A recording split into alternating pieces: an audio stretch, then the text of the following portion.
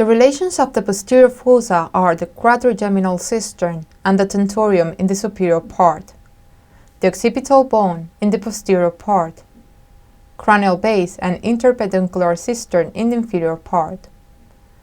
Brainstem and cerebellar morphology and development, and the cerebrospinal fluid in the cisterns and ventricles is what gives the posterior fossa its ultrasound appearance. The posterior fossa anomalies are centered in the anomalies of the cerebellum. The objective of this presentation is to talk about the cerebellar anomalies and to approach the prognosis of each of them. The importance of this is the neurological symptoms it can lead to, which can be motor, cognitive, adaptation or language function, and for its frequency association to other central nervous system and other organs anomalies. An ultrasound evaluation of the posterior fossa is based in the basic scan done in the ultrasound. The important thing is to distinguish normality versus anomaly. The advantage of this scan is its high negative predictive value. The cisterna magna is located between the occipital bone and the cerebellum. Frequently, two septums in its interior can be identified, which corresponds to remains of the Blake Botch cyst. Cerebellar hemispheres have rounded shape, and in the middle we can see the vermis with more echogenicity. The measurement of the cisterna magna should be done in the transcerebellar section.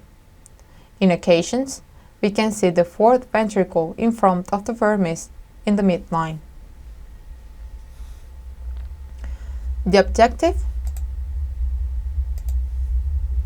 of the coronal plane is the confirmation or discard of any anomaly.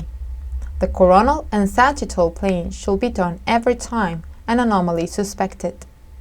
In this scan, we have to confirm the normality of the structures in the posterior fossa, the quantity of cerebrospinal fluid, cerebellar and vermis morphology, and from certain gestational age, we should assess as well the presence of sulcus in the cerebellum. We also can see the calcarine and perioccipital fissures in the occipital lobe.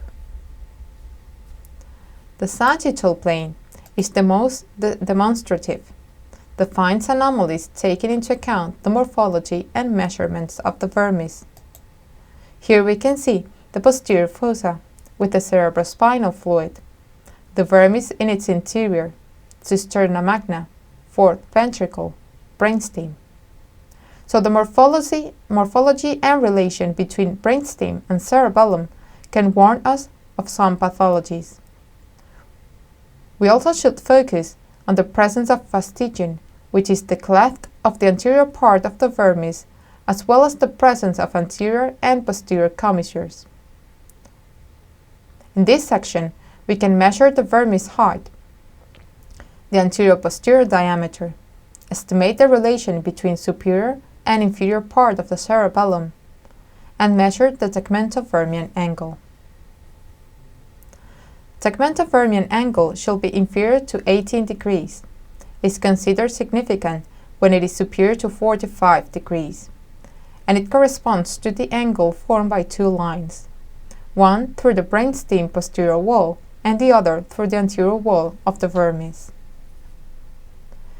It is important to have into account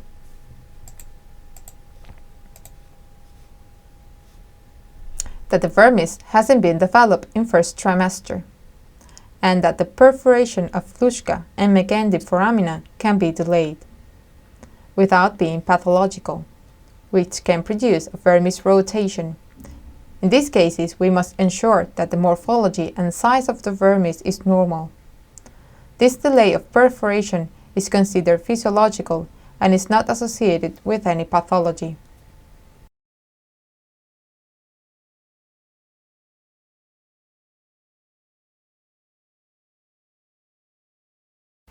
Based in the size of the cisterna magna, we have classified the anomalies into two groups.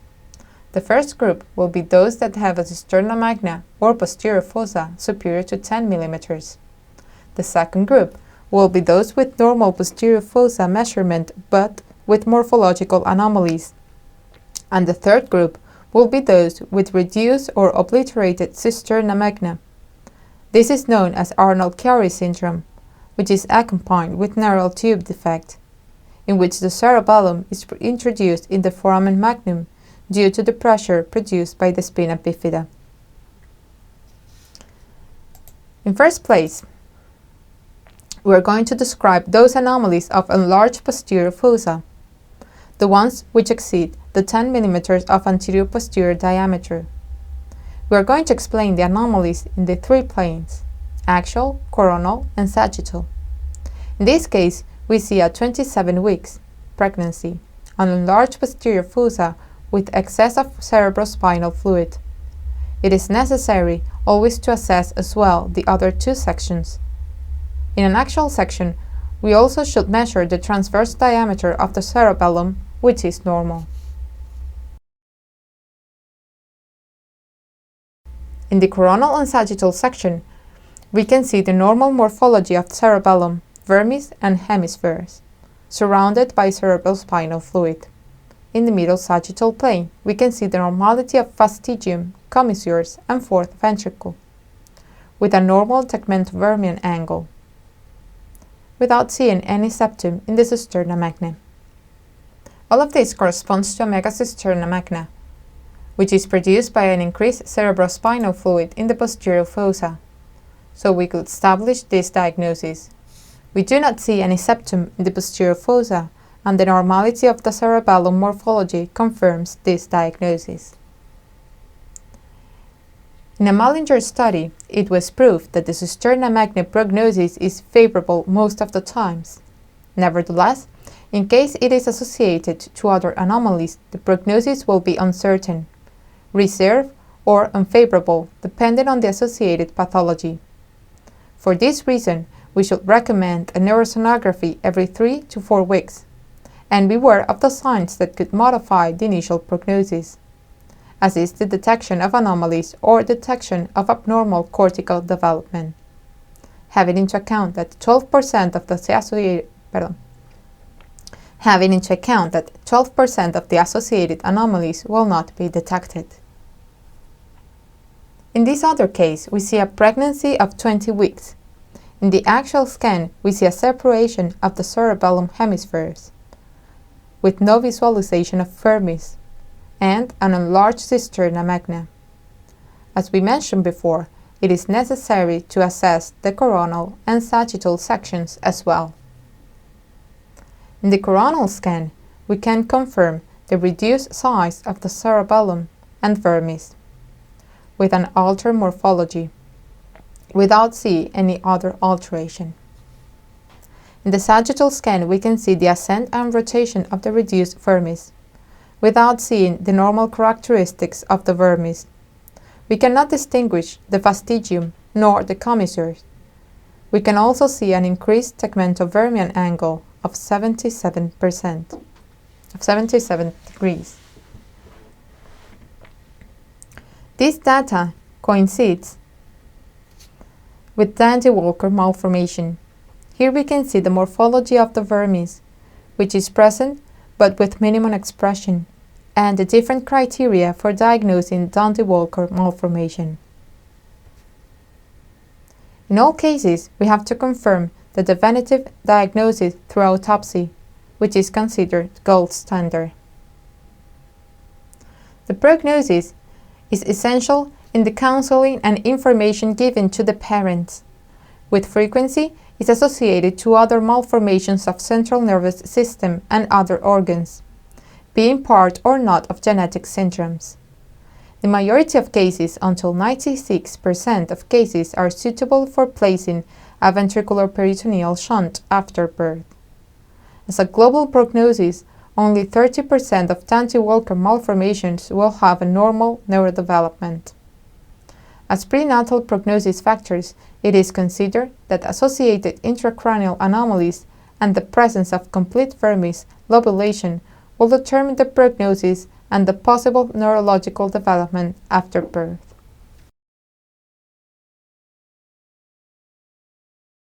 In this other case, of 24 weeks, In the actual scan, we can see an increased anterior-posterior diameter of the posterior fossa. We can also see separated cerebellar hemispheres in the inferior planes, which sometimes gives the image as an hourglass. We can see how in the superior part the transverse cerebellar diameter is normal. In coronal planes, we see that the cerebellar hemispheres have normal morphology, and the vermis seems reduced, although with normal echogenicity, and with its sulcus in it. Sometimes we can see the presence of a membrane, as this case, that delimits a cystic structure. In the sagittal plane, a section with great value in this pathology, we can see an ascent and rotated vermis, an elevated tentorium. It has the normal superior and inferior morphology, and the fastigion and commissures. Tegmentovermian angle is increased. In this case, the dilation of the fourth ventricle is due to the persistence of the Blake's cyst, which leads to a well-identified cystic formation. All of this corresponds to a delay in the perforation of Magendie foramina. These are the criteria to consider it is a physiological. We can see the ascent rotated vermis with cerebellum with normal morphology. The serial follow-up ultrasounds confirms the normality due to the delayed perforation of Magendie foramina.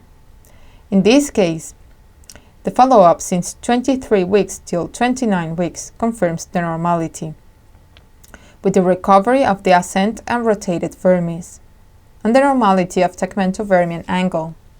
Due to this reason, it is important not to make a diagnosis of cerebellar hypoplasia before 24 weeks of pregnancy, because it could get normalized if it is a persistence of Blake's pouch cyst. In this other case, in the actual planes at 24 weeks, we can see an enlarged posterior fossa, but asymmetrical. We can distinguish the normality of the fourth ventricle, the vermis, and one of the hemispheres. In the sagittal section and coronal planes, we can confirm the presence of a cystic formation that is adapted to the nearby structures. In this case, it has a pyramid shape due to the adaptation to the nearby structures. In the sagittal section, we can confirm the normality of the vermis, and we see with more difficulties the cystic formation in the posterior fossa. It is only in one side. This is the frequent location of the arachnoidal cyst.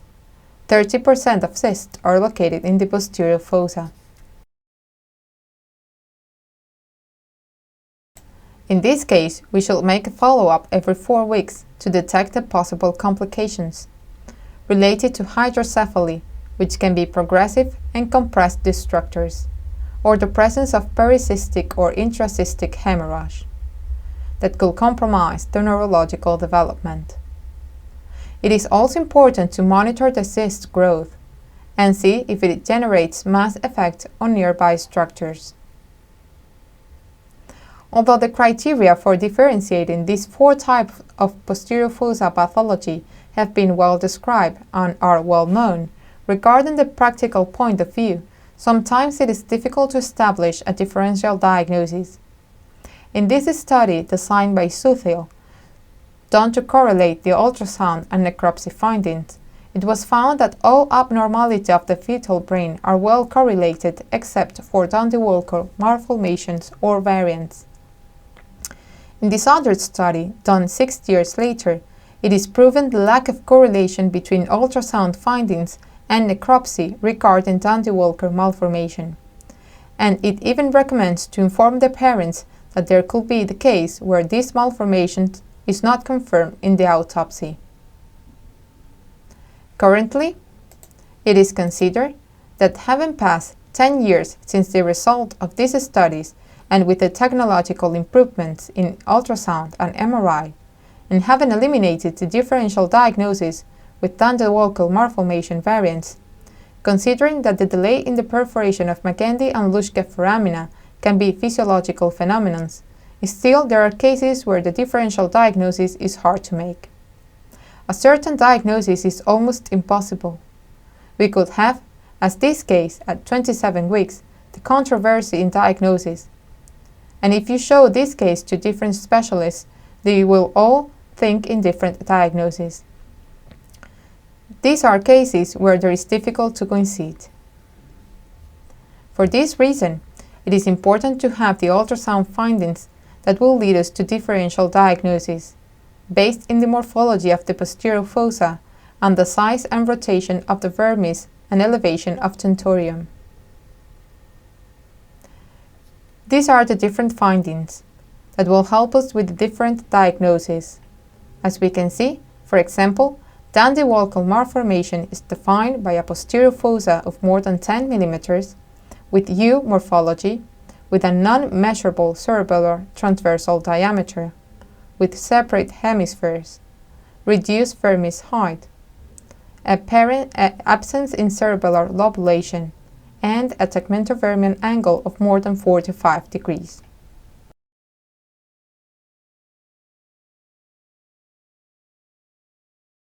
Now let's talk about other posterior fossa anomalies. In first place, let's talk about cerebellar hypoplasia.